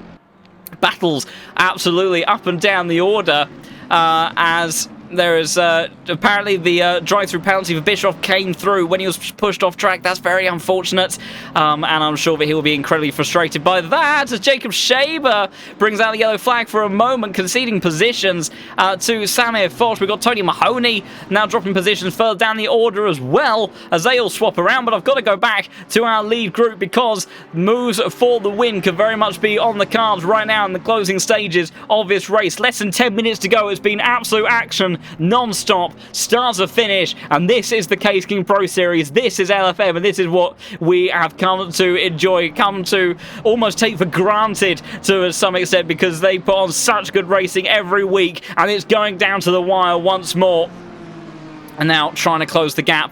Niels in the number 8 BMW, seeing if he can use that straight line speed. Tinko, he'll surely just have to be waiting in the wings here. He hasn't got the pressure from behind this time. He can just try to set his car up in the best possible way to maximise the opportunities of these two when they inevitably fight, because here comes Niels again. Surely, though, he's not quite close enough this time to get side by side in towards the right-hander. He can't. And Luke Whitehead holds on to P1 for the time being, and he can't get alongside in towards the next turn. Meanwhile, Iemolo and Walsingham trying to make their way past Gert Fischer. It's almost 3 abreast. Iemolo, last week's winner, fighting in anger, now makes his way in towards 5th position. Walsingham trying to sell it up the inside of the BMW. He can't get it done, and Gert Fischer will hold on to P6 for the time being. But Iemolo in the Lamborghini gets himself up into P5, and now looks to try to break away with these drivers scrapping behind. Correcus looking left and right, trying to see if he can reclaim the position over his teammate, as they absolutely nose to tail. Iemolo immediately putting a couple of car lengths over the BMW that's now in hot pursuit behind, as they now once again start another lap. And absolutely, the drivers, they do give me a hard time in the commentary box, but I wouldn't have it any other way. 8 minutes left to go as Luke Whitehead leads ahead of Niels Niox. Tinko van der Velde once again close to the back of the BMW. In towards turn 2, we'll go on board with Niels here. Let's see, through the opening sector, where is the strength between the BMW and the McLaren? And of course, Audi, we know that it's good in the corners and with that tyre advantage as well. It's the agility through this part of the lap. But Tinko, he doesn't want to send out the inside edge. You can see he's almost pushing the BMW Niels along, but he won't want to do that until the very last opportunity, because if he does that now, that will almost guarantee Luke Whitehead the race win. And Tinko, he still feels like he is in this fight to make a 5th victory of the season. And how could you possibly count him out when he's driving in the form that he has? Great views here as you see Niels trying to gain on the McLaren ahead. The Audi lurking behind, but just unable to really gain, even with the double slipstream. Although a little bit of a gain from Tinko there, but I don't think he's going to be close enough. I don't think Niels Narks is going to be close enough down towards the fast right-hander, and he pulls across to the left-hand side. He knows he can't make it stick there. And Luke Whitehead continues to lead, but here comes Tinko down the inside. The tyre advantage finally comes into play, and he wastes no opportunity. But Niels Narks immediately goes back for the over and under. Luke Whitehead may be able to open up a gap here as the two battle side by side for P2. Niels, at the very least, wants to hold on to his second place position, but Tinko wants victory, and Tinko's got P2, and now looks to try to hunt down Luke Whitehead. Does the overcut strategy come into play in the final laps of this race? We'll have to wait and see. The battle for P5 has calmed down somewhat. Meanwhile, Walsingham, in actual fact, has managed to get past Gert Fischer on the last lap. And I think that was the run down towards turn 10 where he made it stick, but we've got so much action and chaos taking place that I just have to keep on looking at the action up front. Jacob Shabis and Samir Foch battling as well. Jacob Shaber not able to make a move, but we'll have to tune back in here because Tinko van der Velde now, he's got the tyres, he's got Whitehead ahead of him in that McLaren, and we know how strong that car is in a straight line, and don't count Niels out of it yet because he has the straight line speed advantage over the Audi ahead of him, and he's very aggressive under brakes there, trying to see what he can do to make a move on the Audi. Unable to do so in this opening sector because, again, now role reversal. He can't look to try to put a car between himself and Tinko yet.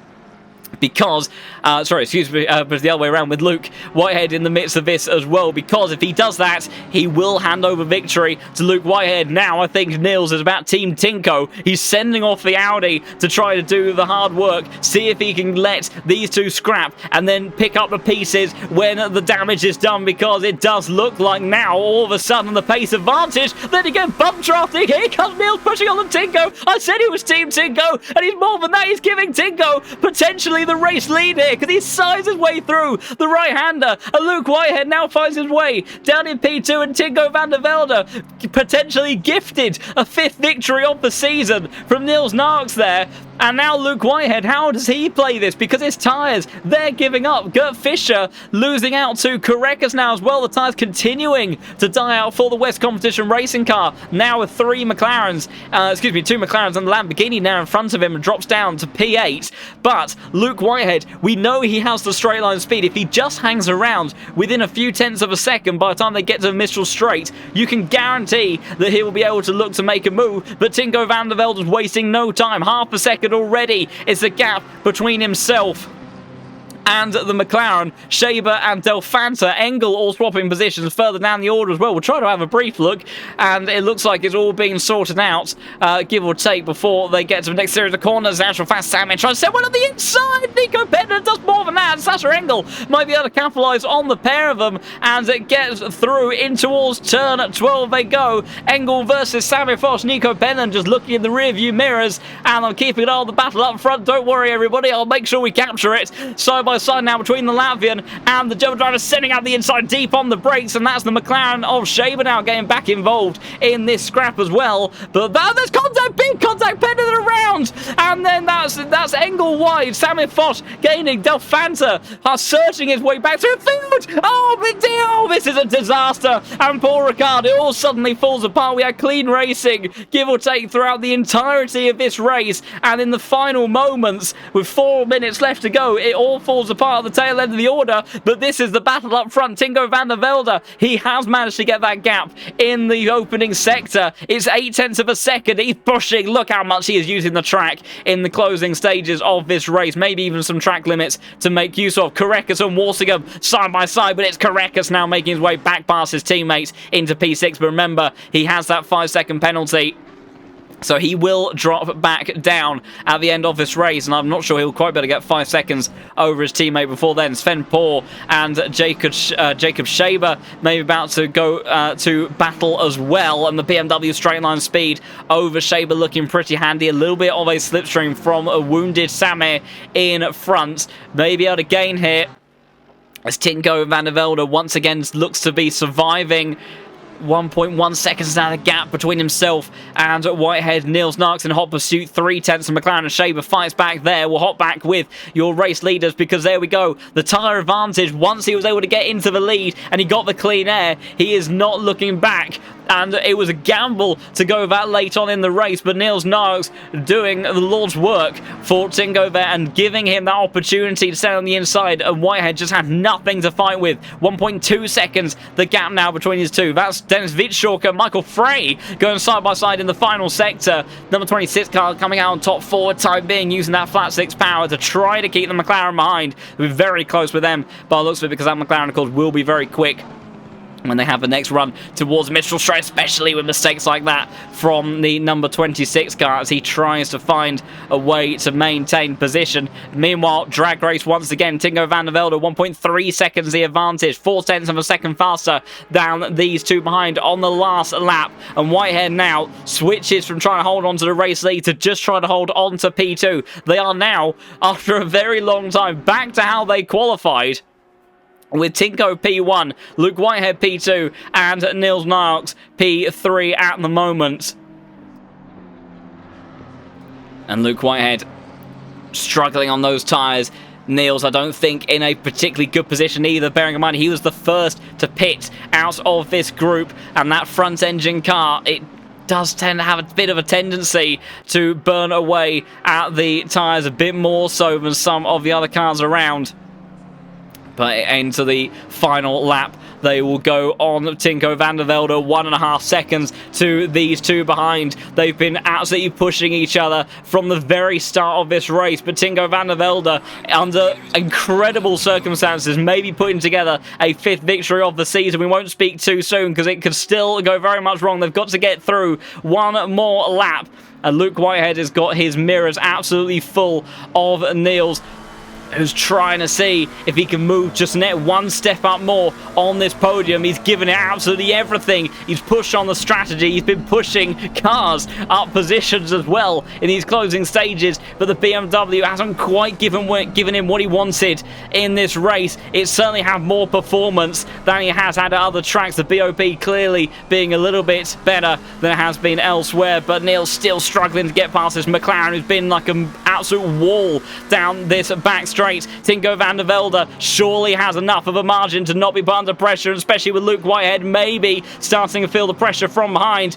of Niels in that BMW, because now it's all or nothing. He's got 5 seconds to both be behind. Nothing to lose for Niels, gaining in the slipstream all the time. Now he's going to brave it around the outside. Surely pulls out of the slipstream. Going to be very close on the final lap of this race between these two. Side-by-side action. Niels trying to send it around the outside. Racing room between them. A little bit wide on the exit. Niels Narks, will he have to give the position back? Because he did make that move outside of track limits, but Luke Whitehead's trying to make sure he gets the move back down on track. Side-by-side between these two. Niels, though, has the inside line for turn 12. Surely that will give him track position, and we'll have to see how it plays out in the race. And, of course, Niels, I agree, will argue that he wasn't left for space, but he's found his way up into P2. One way or another. Luke Whitehead, though, trying to get a move up the inside. Nothing that he can do unless he sends it in towards turn 15. Niels is wise to it, though. It's going to be a drag race between the pair of them. Tinko van der Velde, though, is going to take a 5th victory of the season. Exceptional stuff from the Dutchman. And Niels is just about going to take P2 on track. And with Luke Whitehead finishing P3, George Boothby finishes P4. Dario Iemolo, on a very emotional day for the Team Ballas Esports team, finishes P5 after a hard-fought charge to get that position, and a well-earned P5 at that one. Korekas will finish P6 on track, but will drop down the order, of course, with that 5-second penalty, and will lose a couple of positions as a result. No, Reader, we got up into P9 in the end, as final scraps towards the line. De Campo versus Addison. Nothing will swap there. We got Sven Paul, Jacob Schaber having a scrap as well, heading in towards turn 14. Did he think about sending one up the inside of the McLaren? It's going to be close going in towards the final corner. I don't think, as Shane was almost pushing Sammy along. As he compromised a little bit of momentum there, it's a pretty short run to the line. So I think he will maintain position. Pendon versus Frey versus Veetshalk now in a drag race of their own. Frey isn't going to get it done. The BMW will hold on to the end. Jonathan Clifford won't get past Drexler. Tony Mahoney won't get past Tobias Nur.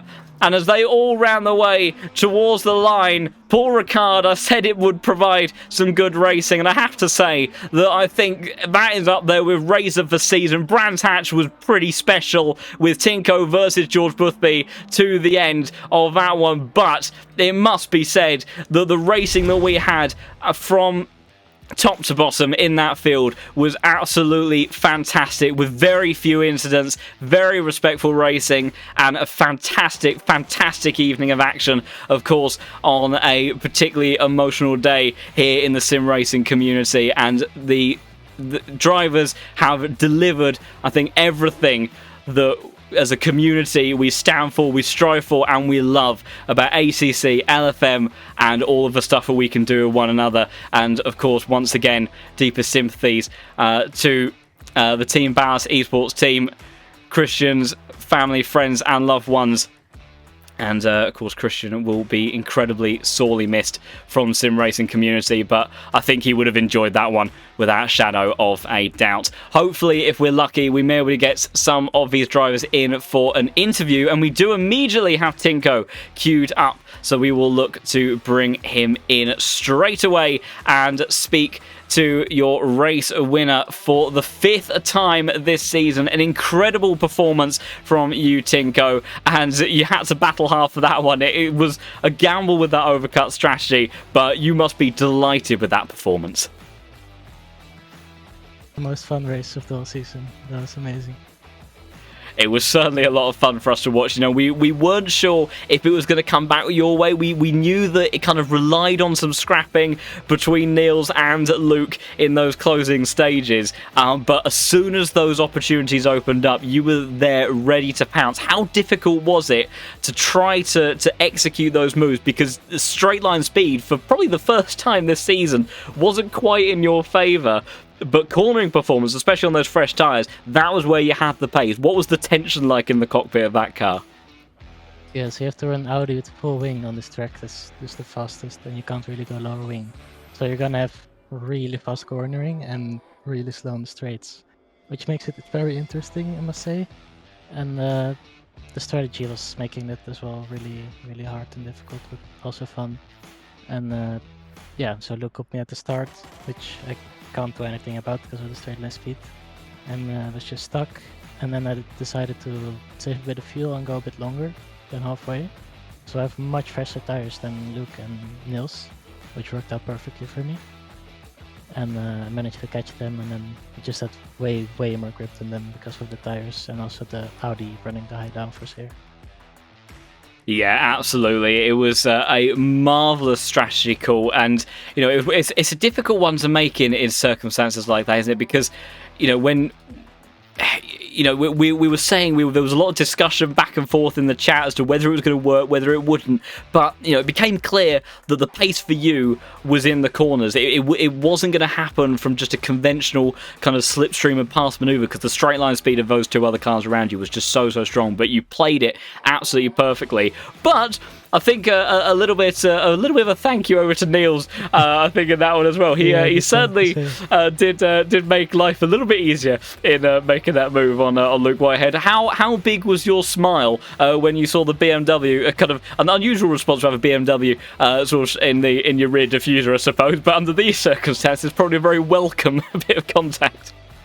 Yeah, I really wasn't expecting it. I thought he was just gonna try to overtake me as well, make it 3 wide or something.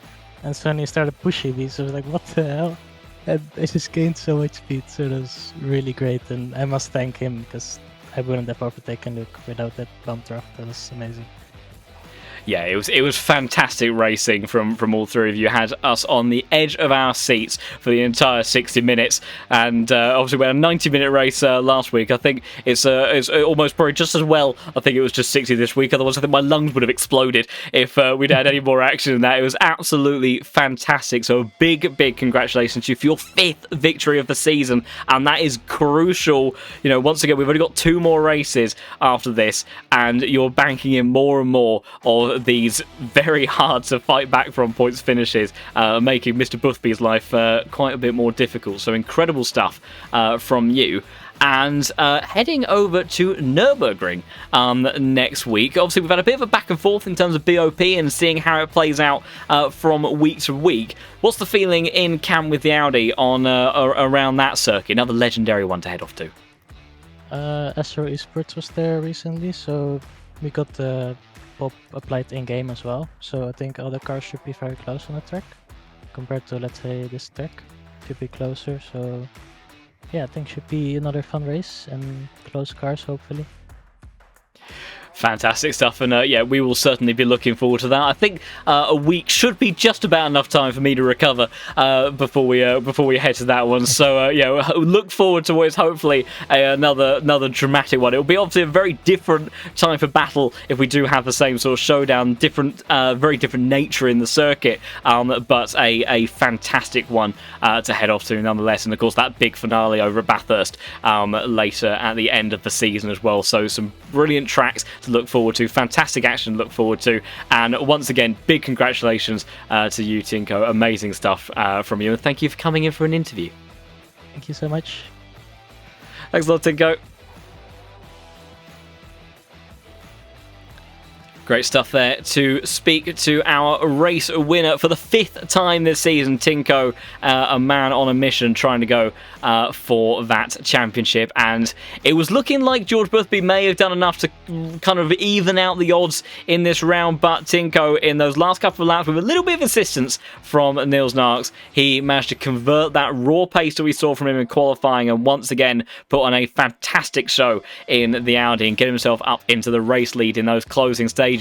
Also, commiserations over to Luke Whitehead as well. He fought very valiantly, very hard for that one. I'm sure he'll be perhaps a little bit miffed at Niels' actions in that one, but it's all fair game, all fair racing, hard racing between them at the end as well. But a good job nonetheless from our top 3 to really give us a fantastic showdown all the way to the end of the race. We'll have a little bit of a gander through those finishing results. Of course, maybe could be some changes of position in case there is anything post-race, but provisionally, Tinko, Niels and Luke round out the podium with George, Boothby, Walsingham, Fisher, Iamalo, Ida, Barrett, Karekis, Manson, Addison, De Campo, Hagstrom and Bischoff going to the end of the top 15 with Karpinen, Soldatov, Samir Foch, Shaber, Pennant, Michael Frey, Veitschorker, Sven Bohr, Drexler, Clifford, Mahoney, Sundstrom, Engel and Delfanta to the end of the top 30. And that could well actually be the end of that one. No, with Omashima and Jardier as our 2 DNS. I've got Eric Delfanta down in 30th position there, as 4 laps down. I feel like he was of course there was that contact near the end that may have contributed somewhat to that. A very unfortunate day for our Misano race winner. I'm sure feeling a little bit frustrated after that, because we know he's got good pace. He's P4 in the standing as well, so I have no doubt this will be one of his drop scores. And yes, as the fantastic people of this chat once again doing some extra little digging for me, Tinko's drop scores are a 3rd place and a did not show. You can't get much better than that for points tallies. He has had a fantastically consistent season so far, and if he continues this into the next couple of rounds, I think he will have more than... so I would certainly say he now has a full hand on that trophy for P1 in the championship. I've upgraded it from half a hand to a full hand, because with that victory, certainly has put himself into good prospects with all of that. And yeah, Luke was just trying to push on and get a victory under his belt. Fantastic driving back in the Pro Series. Of course, a fantastic driver, and once again, immediately upon his return, putting together an incredible performance and being a fantastic part of that action between our top three that gave us nail-biting action all the way to the end of this race. And that then will look to bring us to an end to what has been an emotional day. It's been full of drama and action on track, but also as just one final word to Christian Colagrosso and the Team Ballast Esports team.